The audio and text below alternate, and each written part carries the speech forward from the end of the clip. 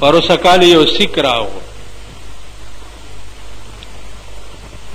یو سیک راغو کېناستو سال ده خیر شه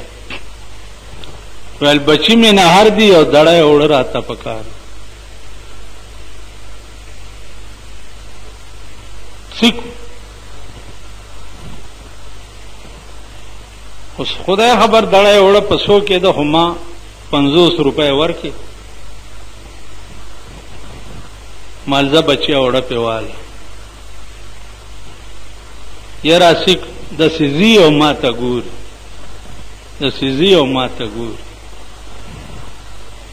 درې ورځې پس مې بیا هغه سیک ولیدو ما ته وایي ته مولا یې ما مولا یم او که بلا یم ته څه پوښتنې کوې خو مولاتوب نشته ګڼکپي ده ویل زما دیړه په بیه اغستی دی ما خو داسې سړی نه و لیدلی لکه دا ته چې مال بس پرېږده بچه تا یو ټکی وکړو چې بچی مې نهر دی نو که سیک وی او که هر څه وی د خدای بنده خو وی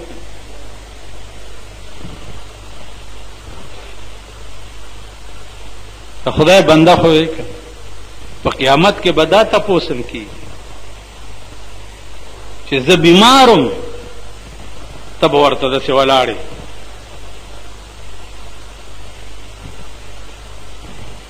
زه بیمارم تا زما تپوس کړی دی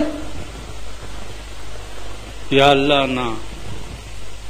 زما پردې پلانې بنده بیمارو تا سره گاون کې بیمارو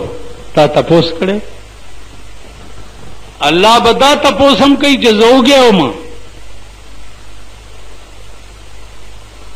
تا مال یو نوړی روټۍ را کړې خدای به وایي زه وږی یعنی دا معنا چې زما بنده تا ته ودرېدو چې زه وږی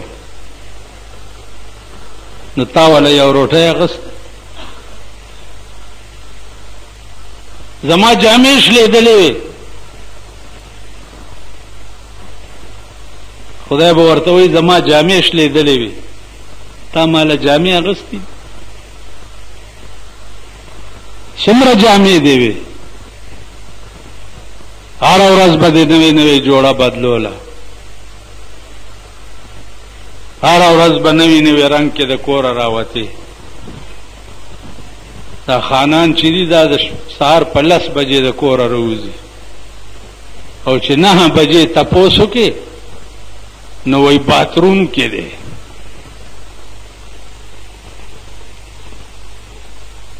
څوک وایي باتروم کې دی او څوک وایي لیټرین کې دی خو هلکه ووایه چې ټټای کې دی که نه د پیرنګي بچیا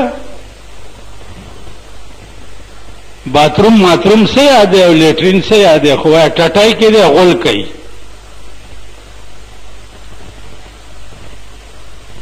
نو په باتروم کې او په لیټرین کې صاحبہ 2 غنټې ځان ته برش نیولې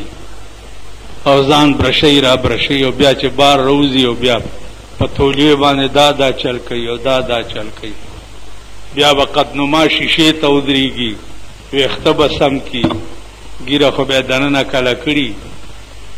واورئ او ګیر خریلو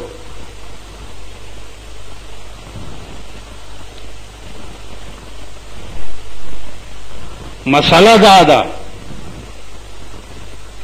چا چې ګیره کله کړه او شیشه کې وکته یا قدنما شیشه ته ودرېدو چې زه خو ډېر ښایسته ښکار خو که په ګیره کلی دوی دا ووایي چې زه ښایسته ښکارم په ټکي کافر شي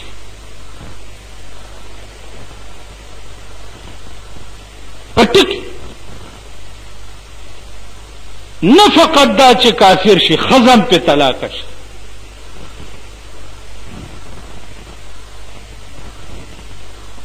دغسې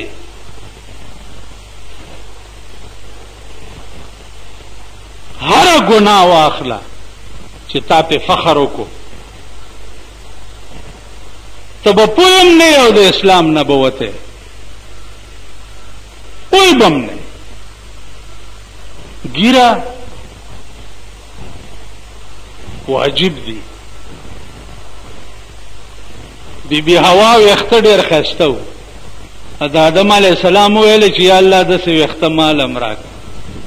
نو الله والا ګیره پیدا کړه ورته وی چې او آدمه د بی بی حوا زینت چې دی د سر ویخته دي او ستا زینت دا ګیره ده ستا ښایستهوالی په دې ګیره کې دی او د هغې ښایستهوالی د سر ویخته بعضې سړی وایي ښځې نه به تپوس وکړم نه چې ګیره پرېږدم که پرېنږدم ښځې دې که درته وویلې چې ګیره مه پرېږده په ټکي کې سر کال کا ولې وایي چې زما ګیره ستا نه ده خوښه ویښته در باندې بد لګي ستا دا د سر ویښته په ما بد لګي سر ته کل کا او دونای سر به ګرځي ستا پلار د ښځې جواب کولی شي او بیا په دې دور کې په دې ملک کې په دې ذلیل ملک کې ته د ښځې جواب کولی شي ښځې ته ویلی شي ته چې دا کار مه کوه ښځې خو دومره لرې لاړې چې ستا غور نیکه د قبر نه روځي واپس به رانه وایي 50 کاله وشو د پاکستان جوړېدو په 50 کاله کې د ښځو شاپینګ نه ختمیږي شاپینګ مازدیګر کې ښځې شاپینګ لګي مونږ سره مخامخ دکانونه دي د بجلو د سینیټرای موټر ورته ودرېږي خاوند زنتلا کې په موټر کې ناستی او ښځه اړتاوره چې دا هغه به روزي داسې داسې به کېږي او دکاندار ته به ورشي کله به برشلي او کله به راډلي او کله به سالي او خاوند دلی په موټر کې ناست دي که نه ګوره یې ټوله ورځ که نه خاوند یې لا اوده پروت او دا سهار د کوره راوتي دا څوک دی د چا چې ښځه بربنډه ګرځي هغه دوس او په دوس د جنت بوی حرام دی بوی کوه ته جنازې او ختمونه خیراتونه دا قرآن داسې ستا د لاسه دی چې بس تا چا پسې وویلو نو ورمنډه یې کړه را خلاصې دا ستا د لاسه نو زما عزیزانو دا به زمونږ ژوند دی دا د دنیا د ژوند نقشه وه چې ما تاسو ته ویله چې په دنیا کې دی که هر یو کار د پیغمبر د مرضا خلاف وکړو عمر له به تباه شي راتلونکی ژوند چې د قبر دی ابه درته انشاءالله مخې جمعې ته بیانوم او بیا د قیامت نه بعد ژوند دی ابه د عمر له تباه شي که دا ژوند دی خراب تیر کو د حرام او حلال تمیز دی ونه کو د ښه او د بد تمیز دی ونه کو په کور د کنټرول ونه کړو کور د ډمتوب نه پاک نه کو دی خوا وګورئ څنګه چې د ښځې مخ بربنډول ناروا دي او د سړي ښځې ته کتل ناروا دي داسې د ښځې هم پردي سړي ته کتل نه د رسول الله صلی الله علیه وسلم زمانه کې یو مؤذنو څه نامه یې وه پستر ګوړوند او مؤذنو د رسول الله کور ته راغی رسول الله صلی الله علیه وسلم خپلو بیبیانو ته وایي چې پټې شئ وی چې ولې وی عبدالله ابن مکتوم راغی وی چې جی خوړون دی د هغه خو نظر نه لګي وی کاړون دی تاسو خوړندې نه یې که نه څنګه چې د هغه کته تاسو ته ناجایز دي داسې ستاسو کته هغه ته ناجایز دي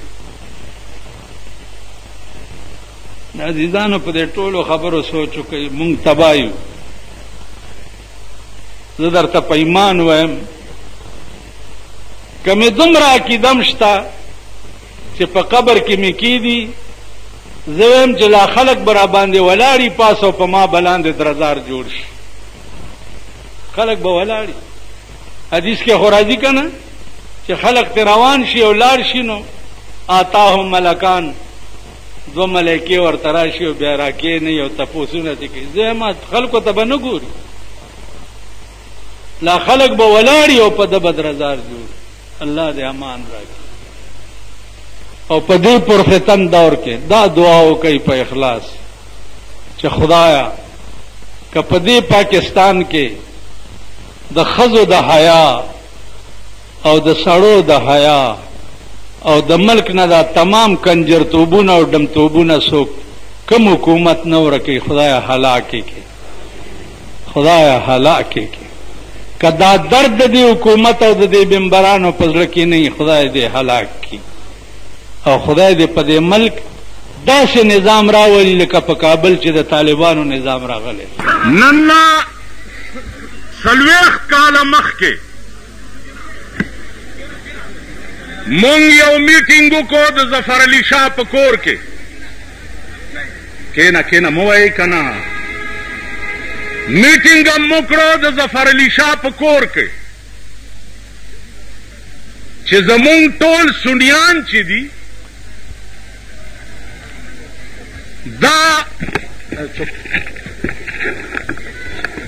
دا د شیعو ماتم خانو ته ځي، د هغې جلوسونو سره رواني او د سنیانو ښځې امام باړو ته ځي او د هغې په جنډو پورې ګوډاګي تړي دې دپاره چې زما زوی شي. راځئ چې د دې څه غور وکړو.